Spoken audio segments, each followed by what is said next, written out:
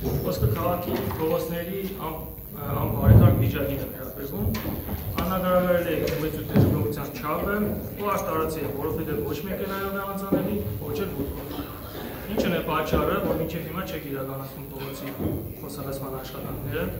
ունեք կոնկրետ հաշվարկ, թե որքան գումար է հարկավոր այս աշխատանքը իրականացնելու համար, խոսալացման աշխատանքը իրականացնելու համար։ Հուսանք մեր ընկերություն չի շահի ամբողջ տենդերը, հասկանալի է, որ մեր ընկերության թերքի բանը չէ, ընդհանուր այս աշխատանքը իրականացնելու համար, եւ վերջի վերջո երբ եք սկսելու աշխատանքը եւ երբ եք վերջանալու, որովհետեւ Գյումրեցու համբերության բաժակը լցվել է եւ սպասելը այլևս անհնար է։ Ուրեմն մենք գիտենք, որ անցած տարի հաստատել ենք սուբվենցիոն ծրագրերը, որը 23-24 թվականի սուբվենցիոն ծրագրերն են, եւ անցած տարի կատարվել է կապիտալ վերանորոգման աշխատանքները 23-24 թվականի սուբվենցիոն աշխատանքները։ Այս տարի հաստատել ենք 25 թվականի սուբվենցիոն աշխատանքները եւ մրցույթ է տրվելու 21 փողոցներ կապիտալ վերանորոգման 26 թվականի եւ փորձելու ենք տեսնենք, եթե հնարավոր է դա իրականացնենք արդեն 26 թվականի։ Այս պահին մրցույթի տրված է 18 փողոց, plus 21 փողոց, 18 փողոցները դա 25 թվականի սուբվենցիոն աշխատանքներն են կապիտալ վերանորոգման եւ մեկնարկը տրվելու է, ասեմ, որ աշխատանքները սուբվենցիոն ծրագրի փողոցաշինության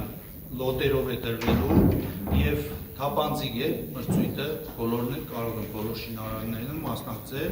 եւ շահել իրենք գինը ներկայացնել, մենք բաժանել ենք լոտերի մոտ փողոցներով, 3-ից 4 լոտերով եւ այդպես տնելու ենք մրցույթներին։ Ինչ վերաբերում է խոսանորոգման աշխատանքներին, գիտենք, որ կան նորմատիվներ, որոնցից մենք չենք կարող շեղվել, այսինքն պարզ ասած +5+8 աշճան պետք է լինի ջերմաշճանը, որ կարողանանք խոսավերանորոգման աշխատանքներ կատարենք եւ երբ եղանակային պայմանները մեզ թույլ տվեց, միանշանակ այդ աշխատանքները կատարենք։ Ուրեմն խճապատման աշխատանքները այս պահին շարունակվում է, երեկ ես եղել եմ այցելություն 58 թաղամասում, որտեղ այո, ընդունելի է, ամրտար վիճակ է, փորձել ենք խճապատման աշխատանքներ, այսինքն գրեդերով հարթեցման աշխատանքներ կատարել, բայց սառցակալած վիճակի պատճառներով այս պահին էլ այդ աշխատանքները չեն կարող իրականացնել,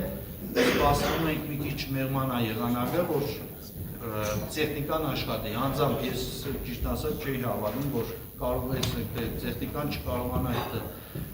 խճի ու սառույցի միասնությունը փոխել տեղից, իրավականու հանդամ Պետրակյան Սամվելն է տեղում եղել,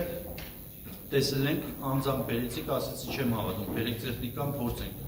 չի կարող էլի այդպես բանը, բայց ասում եմ երկաթի կդոր ոնց որ լիներ, չփոխեց, ընդդուք տեխնիկան, ասեցի պարոն Արաքելյան, տեխնիկան կարող է վնասվի, բերեք չանենք։ Դրա համար այս պահին կատարեցվել եմ, բայց հենց եղանակային պայմանները մի քիչ ջերմաշճանը տակածում լինի, անպայման ամբողջ 58 թաղամասին ասել եմ, որ խճապատելով, կարգավորելով ընդդուք փոսային վերանորոգման աշխատանքների մեջ ընդգրկել են քաղաքի